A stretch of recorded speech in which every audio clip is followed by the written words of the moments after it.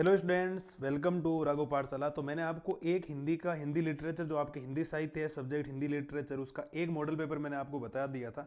एक model paper मैं आपको और बताने जा रहा हूं, और मैं आपसे वादा करता हूं अगर आप लोग इनमें से कर ले तो दोनों मॉडल पेपर को अच्छी तरीके से, तो 50+ नंबर आपके आराम से आ जाएंगे। कोई रोकने वाला इनको नहीं है। एक्सपीरियंस टीचर ने पेपर बना के मेरे को भेजे हैं और बढ़िया तरीके से आपके अच्छे मार्क्स आएंगे। ज़्यादा टेंशन लेने की। हिंदी में भी आए थे, आपको अगर पता हो, जो हिंदी में सर ने बताए थे वही पेपर सर ने बनाया है लिटरेचर का। ठीक है, हिंदी साहित्य का। ठीक है, शुरुआत करते हैं पहले खंड से। पहला सवाल, हाफूस जल गया, एक मिनट, हाफूस जल गया अब धरन जल रही है, ये किसने कहा था? तो ये कहा था बजरंगी ने। किसने कहा था? आपके बजरंगी ने कहा था। इस बात को ध्यान रखना। निम्नलिखित में से कौन सी सांप की प्रजाति नहीं है? तो सांप की कौन सी प्रजाति नहीं है? तो वो हो जाएगा कोड़ा। क्या हो जाएगा? कोड़ा हो जाएगा। इस बात को ध्यान रखना। अपना मालवा खाऊं उजाड़ू सभ्यता में पाठ जनसत्ता के कागज कार स्तंभ से कब लिया गया था? तो वो लिया गया था आपके 1 अक्टूबर 2006 को। कब लिया गया था? आपके 1 अक्टूबर 2006 को लिया गया था। इस बात को ध्यान रखना। सूरदास की थैली में कितने पैसे थे? तो सूरदास की थैली में 500 रुपये से कुछ बेसी। 500 रुपये से कुछ बेसी का मतलब हो जाएगा 500 रुपये से थोड़े से ज़्यादा। ठीक है। त्योहारों के समय मालवा के घर आंगन को किससे लिपा जाता है? तो वो लिपा जाता है गोबर से। किससे लिपा जाता है? आपके गोबर से लिपा जाता है। इस बात को ध्यान रखना। देवसेना का गीत जयशंकर प्रसाद के कौन से नाटक से लिया गया है? तो देवसेना का गीत है वो जयशंकर के कौन से आपके नाटक से लिया गया है?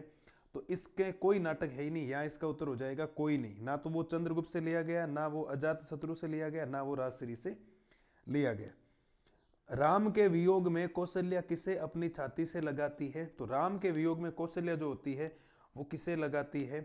तो राम की पादुकाओं को लगाती है। ध्यान रखना। जो राम के चरण हो, जो चप्पल वगैरह होती है, पादुकाएं, उनको लगाती। ठीक है।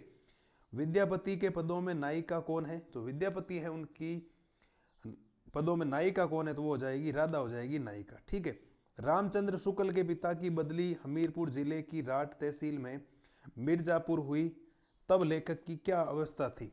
तो लेखक की जो अवस्था थी वो थी 9 वर्ष। कितने थी? 9 वर्ष थे। इस बात को ध्यान रखना। अगला क्वेश्चन, बालक बच गया पाठ का मूल संवेदना क्या है? जो बालक बच गया है उस पाठ का मूल संवेदना क्या है? तो ये हो जाएगा इसका उत्तर उपयुक्त सभी। वो शिक्षा ग्रहण की सही उम्र भी हो जाएगी, मनुष्य और मनुष्यता को बचाए रखना भी हो जाएगा, शिक्षा प्रणाली और शिक्षकों की मानसिकता को प्रकट करना भी हो जाएगा। मनु घर नहीं चलना क्या, ये कथन किसका है? मनु घर नहीं चलना क्या, ये कथन किसका है? तो ये कथन हो जाएगा पारो का। किसका हो जाएगा? पारो का।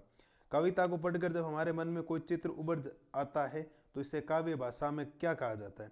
जब कविता को पढ़कर हमारे मन में कोई चित्र उभर आता है ना, तो इसको क्या बोला जाता है? इसको बोला जाता है बिंब विधान। क्या बोला जाता है? बिंब विधान बोला जाता है। इस बात को ध्यान रखना। मीडिया की भाषा में बिट का अर्थ क्या है? जो मीडिया की भाषा में होता है, बिट लिखते हो ना, इस बिट का जो अर्थ होता है वो होता है आपके खबर, कि खबर आई है, बिट। ठीक है। पत्रकारीय लेखन के प्रकार होते हैं। जो पत्रकारीय लेखन होते हैं उसके कितने प्रकार होते हैं? तो उसके 3 प्रकार होते हैं। कितने प्रकार हो जाएंगे? 3। ठीक है। समाचार माध्यमों में किसका महत्व है? तो समाचार माध्यमों में आपके संपादकीय का महत्व है। ध्यान रखना। ठीक है। तो ये आपके 15 MCQ आते हैं जो आपको ध्यान रखना है। अब मैं आपको बताता हूँ रिक्त स्थान। ठीक है। निम्नलिखित रिक्त स्थानों की पूर्ति उचित उत्तर से दीजिए। कविता के सुनने से कानों में कड़वापन उत्पन्न होने पर कौन सा दोष है? ये दोष से रिलेटेड क्वेश्चन आ सकता है। इस बात को ध्यान रखना। तो दोष हो जाएगा आपका श्रुति कटत्व। ठीक है, ये हो गया। देखी सुदामा की दीन दशा करुणा करी के करुणानिधि रोई में कौन सा गुण है? तो इसके अंदर जो गुण हो जाएगा आपके वो प्रसाद गुण हो जाएगा। कौन सा गुण है? प्रसाद गुण है। इस बात को ध्यान रखना आप लोग। ठीक है। प्रत्येक चरण में 26 अधिक वर्ण और 32 अधिक मात्रा वाले छंद कौन से छंद कहलाते हैं? तो वो जो छंद हो जाएंगे आपके वो दंडक छंद कहलाते हैं। कौन से छंद कहलाते हैं आपके? दंडक। अगला, हे प्रभु आनंद दाता ज्ञान हमको दीजिए, पंक्ति में कौन सा छंद है? तो पंक्ति में जो छंद हो जाएगा वो आपके हो जाएगा गीति का छंद। कौन सा छंद हो जाएगा आपके? गीति का छंद हो जाएगा। इस बात को ध्यान रखना। सड़कें जवान हो रही है में कौन सा अलंकार है? कि सड़कें जवान हो रही है, तो इसमें कौन सा अलंकार हो जाएगा? तो इसमें अलंकार हो जाएगा मानवीकरण। कौन सा अलंकार हो जाएगा आपके? मानवीकरण हो जाएगा। इस बात को ध्यान रखना। जहाँ कारणों सहित उपमेय को बड़ा उत्कर्ष व कारणों सहित उपमान को छोटा या हीन बताया जाता है, वहाँ कौन सा अलंकार होता है? तो वहाँ हो जाएगा प्रतीप अलंकार। कौन सा अलंकार हो जाएगा आपके? प्रतीप। तो ये आपके एबेसेड हैं जो आपको ध्यान रखने, ज़्यादा कोई समस्या आएगी नहीं। अब तो सिंपल सिंपल क्वेश्चंस आते हैं, बाकी आप लोग देखेंगे ध्यान से। तो ये देखो, निम्नलिखित अपठित गद्यांश को पढ़कर दिए गए प्रश्नों के उत्तर दीजिए। तो एक निम्न अपठित गद्यांश आएगा, एक अपठित पद्यांश आएगा, उसको पढ़कर आपको उत्तर देना है। ये बातें तो आपको ध्यान रखनी पड़ेगी, ठीक है।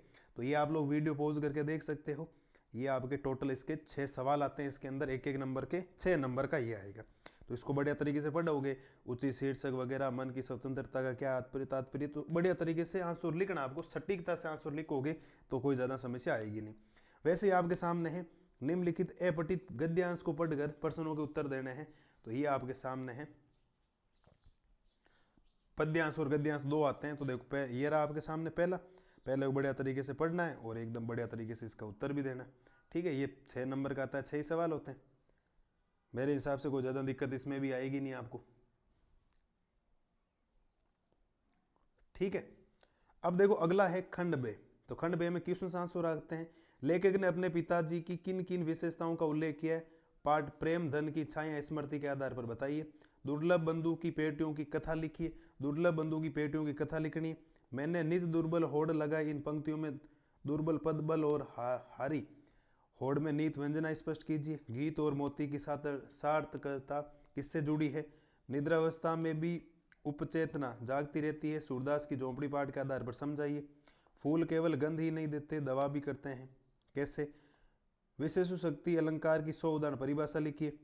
कविता क्या होती है लिखिए। समाचारों के 7 चरणों के नाम लिखिए। साहित्यिक लेखन एवं समाचार लेखन में अंतर बताइए। निर्मल वर्मा एवं रघुवीर साय का साहित्यिक परिचय लिखिए। ये आपको बताना, ये किताब के सवाल होते हैं। अगर आप लोग बढ़िया तरीके से करेंगे तो कोई समस्या नहीं आएगी, आराम से हो जाएगा पेपर, सिंपल आएगा, टेंशन लेने की जरूरत है नहीं, ठीक है। बढ़े आगे बढ़े, अगर आप लोग इसको कर लेते हो बढ़िया तरीके से, कोई समस्या आपको आएगी नहीं।